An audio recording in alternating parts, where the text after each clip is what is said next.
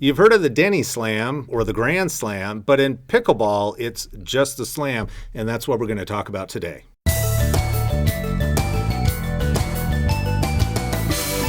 If you've been playing pickleball long enough, you may have been hit, but in some ways, you've had the deal with the slam. So we're going to talk about that today. My name is Ryan Perry. I am a struggling 3-0 pickleball player, and I'm here with Gary Heinlein, who is not only a coach, but he is a 4-0 rated duper player. So thank you for joining us today, Gary. I'm glad to be here. Yeah. So first of all, let's identify what a slam is. And then second, what can we do defensively to kind of overcome the slam, if you will? Okay.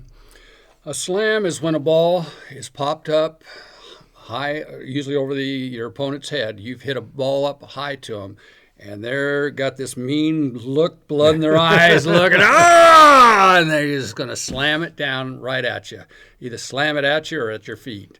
And it's a scary situation sometimes, but yet there is a defense for it, and there's a proper way to hit that slam too.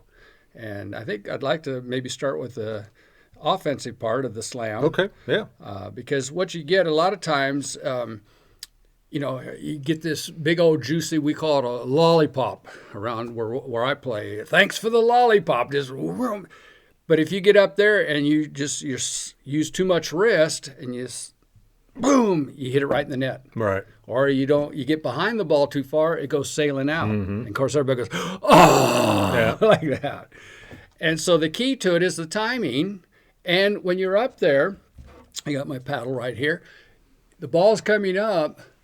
You want to lift this paddle up. You want to keep this hand out for balance.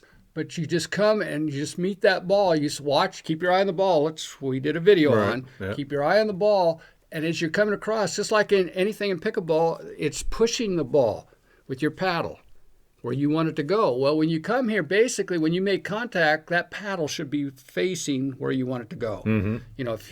At the angle you want it to go. And then as you make contact, then you're going to put some force in it, but you're going to push the ball to where you want it to go. Where if you slap at it, like I say, that could end up in the net or going long because the timing has to be perfect. Where if you got your paddle there, wham! And then just, if you want over there, your paddle angle's going to face there if it's deeper that way or if it's right in the middle. So that's important to do that. They talk about if you drop the shoulder, a lot of times that'll put a ball into a net. So you want to keep balanced and right there and then put that ball away. The best thing to do is put it low at their feet. If you get it up higher, I've had this happen where I've slammed a ball and it just happened to hit their paddle. They're just kind of going, and hit their paddle and bounce back. Yeah.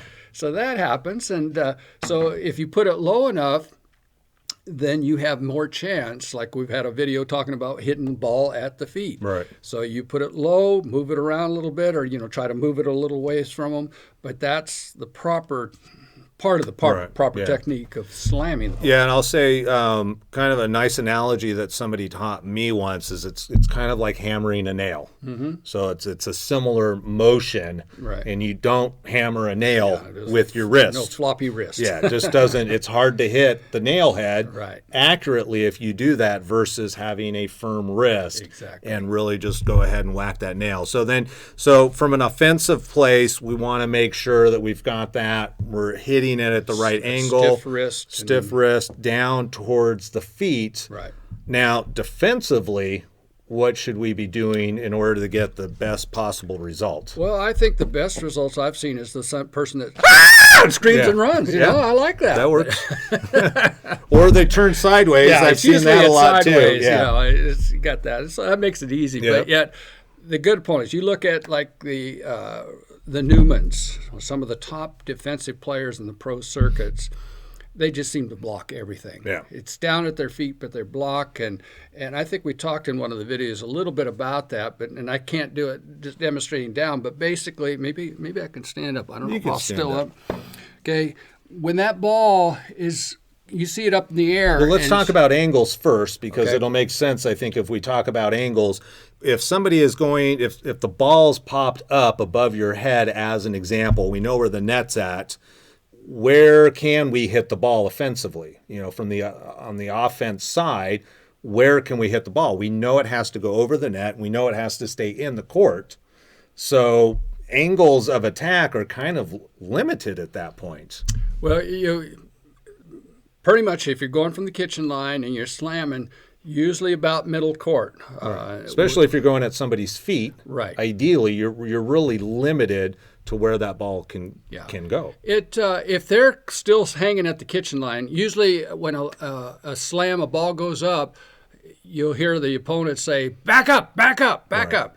And so they start backing it up to give more room to handle that slam. Right. Okay. The key that I see a mistake is they back up and keep backing up, and then Right. the ball's slammed, and they're still just backing up, Right. and they miss it. They have no shot for it. But as soon as you see it go up, you know it's going to be a slam. You do back up several feet until they're about ready to hit. Then you get down and ready, and then that's where the paddle is going to be clear down on the ground, and I call it a shovel. Like that, where you're just going to try to shovel it. Right. You're going to take a look. You're going to see where that ball's being hit, the angle. And then I talked about, I think in one of the other videos, dropping your head for protection. So because it just hit the top of your head, you'd be okay. But you're protecting your face, so you drop it down. But you spotted that angle, and you're just going to try to shovel that ball up like that. Because what happens, that ball's being hit hard.